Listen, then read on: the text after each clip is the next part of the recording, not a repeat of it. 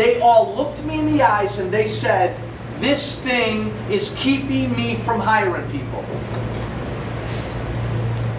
One of the most frustrating parts of Washington is everybody there thinks they're so damn smart.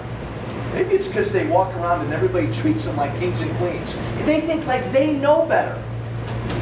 They don't. If I want to know about how to create a job, I'm going to sit down with you and ask you. You guys know a hell of a lot more out here than these experts do in Washington. Let's go here, and then I'll go all the way back. Yes, sir. I am, first off, my name is Will Paul. I'm a member of the Veterans of Foreign War. God bless you. In fact, I'm past commander, and I'd like to welcome everybody here tonight. Thank you. I do a lot of driving for work, and my question is about oil. You mentioned our national debt being as high as it is. I know that oil companies, big oil, contributes a lot of money to campaigns, and I don't want to step on anybody's toes, but I know that in 1954, then President Dwight Eisenhower mandated that the Army Corps of Engineers build 2 gigantic synthetic oil plants, and they were built at taxpayers' expense in Missouri. Massive, multi-million barrel capacity synthetic oil plants. Just before they were about to open, oil was struck in Saudi Arabia. Massive amount of oil. Cheap, high to the ground, easy to get to. Congress mandated that the 2 factories that we paid for be disassembled. And they never were rebuilt. Now come on. What did we do in 1954 that we can't do better, more efficiently, and cheaper in 2012? Not only is oil hitting all of us at the gas pump, but oil is a part of the manufacture of clothing, pharmaceuticals, plastic, everything in our lives. Why can't synthetic oil take the place of some of this very expensive foreign oil that we buy from people who don't even like us? Thank you. Thank you. Thank you. That's my question. Agree, and I'll just make one quick comment.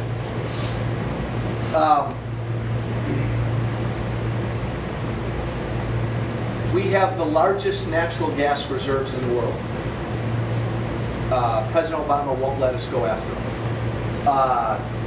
He has put his thumb on our ability to drill for oil.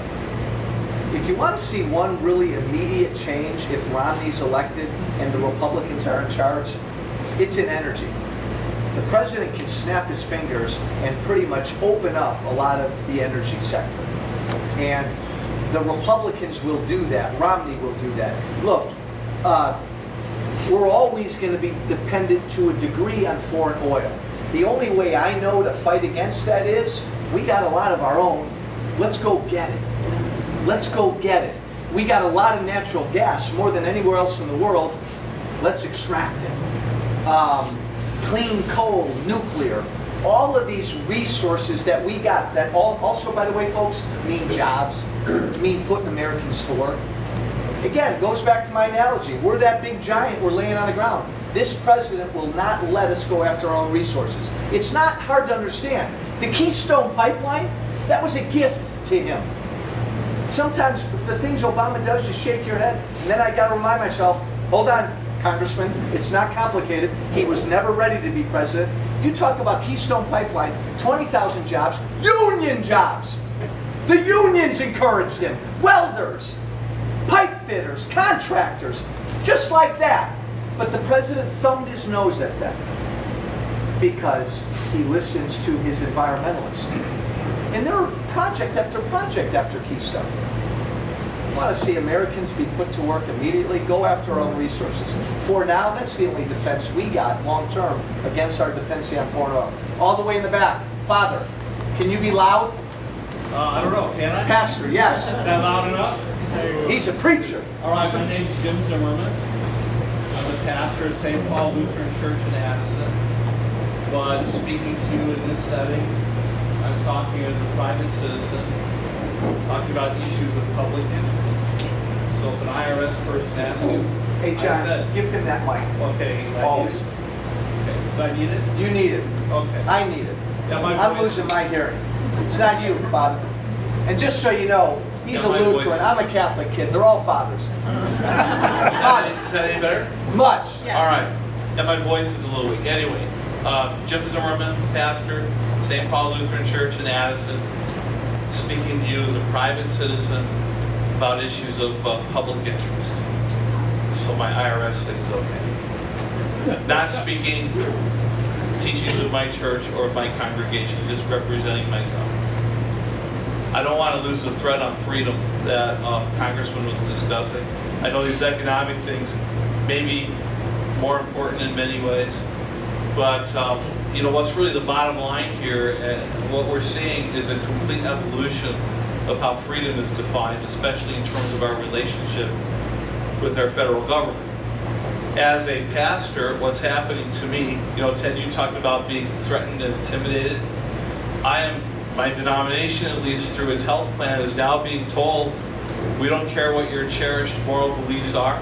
We don't care about your integrity. We don't care about your 2,000-year-old book that supposedly speaks God's truth. You're going to damn pay for abortions. And that's all there is to it. And you're going to support gay marriage. And eventually, where is that all going to lead? Euthanasia? Yep. Who knows? That's what we're being told right now. But let me stop you. Let me stop you. Let me stop you. I got two more things. No. You're on a roll. I want Okay. to. And you're going to get to your two Okay. things. Okay, we get to that point Yes. where the government says, Father. The government will say, Father. You've got to provide and pay for That's these right. for this You will abortion. do this. What are you going to do? You will do this. What are you going to do? I will be giving Toni Preckwinkle a problem. You may remember she said there's too many nonviolent offenders in the prisons. Just wait till a couple thousand of us show up. Because we're not going to compromise our sacred values. And I'm a Lutheran, okay? I'm not a Catholic guy. Most of my family's Catholic. It's all the same Jesus to me. What happened to you? I've always felt that way. But that's what's happening. You know, and this is real. This isn't just some imagining thing. This is happening right now. I know in my denomination, the people that run the health plan, Lutheran Church Missouri Synod, we keep getting letters from them on a regular basis. We're trying to handle this, but we don't know what to do. Because we're being told you will fund things that are repugnant to our morality. Okay, maybe you're pro-choice. All right. Maybe you think gay marriage is a great thing. All right. But if the government can come and tell me you're going to support abortions and pay for them, whether you like it or not, then what are they going to come and tell you you're going to support and pay for that you don't want? That's how it starts. He's used to preaching. He's going to go on for No, another. that was it. That was my second point. And you know, they complain about too many nonviolent offenders in prisons now. Just wait till they get thousands and thousands of people of faith in there who believe they're there because they're serving God. You know, they think they have trouble with the inmates they have now. I can't imagine what kind of tough customers those people are going to be. I'm here to honor God. That's going to be a rough day for some of those wardens. Okay, that's it. Thank you.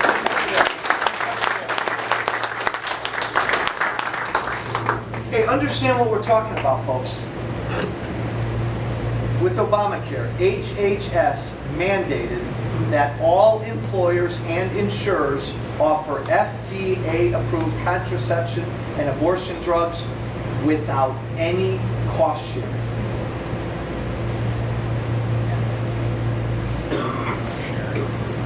Who elected them? Yes, ma'am. I have a comment. As loud as you can. Grab that mic, John. What are you going over there for? I'm in healthcare, and I just. I can't. Start over. I'm Donna. Grab that. I'm Donna, and I'm Elm Road. I was with Election Brothers Medical Center for 47 years. I just recently resigned. Basically, Election Brothers was Keep that right bought next to by a company, a big company that is going to tell us what to do. The doctors are not going to have any say. The doctors are probably the individual practitioners are no longer going to be practicing.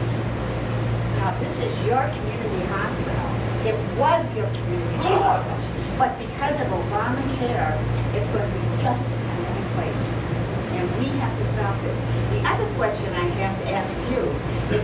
did we not get rid of President Obama?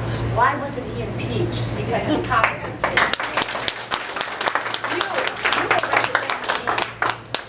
You were the closest one to him. The other I'm thing the I want closest to know one to is, him. no, wait, I'm not through. I'm not through yet. Hurry, I hurry, wanna hurry, know, hurry, hurry. If I was absent from work for 5 days, do you think I get paid for that? No.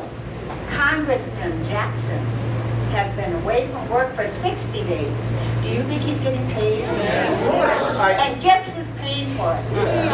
And guess where he is? Thank you. Grab that mic. Grab that mic. He's in a mental hospital. That's where he is. Thank you. Thank you. Look, look. You do know that, yes. Let me be A mood disorder. crystal That's a mental clear. hospital.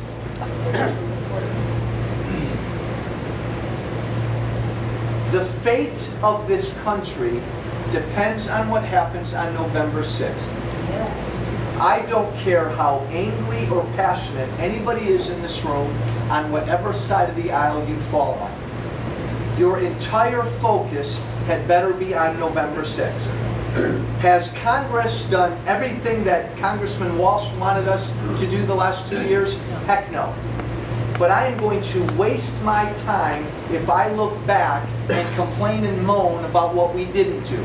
Our jobs is to work our tail off for whoever we want to get elected in November. If you believe President Obama is hurting this country, your mission is to work your tail off to elect Mitt Romney. It's not more complicated than that. Next. Yes, ma'am. John, up here.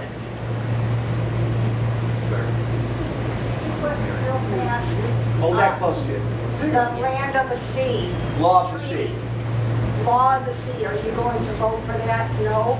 Well, I don't think we'll have a vote. It doesn't look like the Senate will ratify it. 2 Republican senators, I think, just came out and announced today that they cannot support the law of the sea, which would, again, I don't support it. I don't think we'll get a vote on it. So it does not look like there's enough votes in the Senate to ratify it. So it's not going to go anywhere. Next. Another question, that there's a rumor that Obama gave away some of the Alaskan land to the Russian people. Is that true? I don't know. I don't know.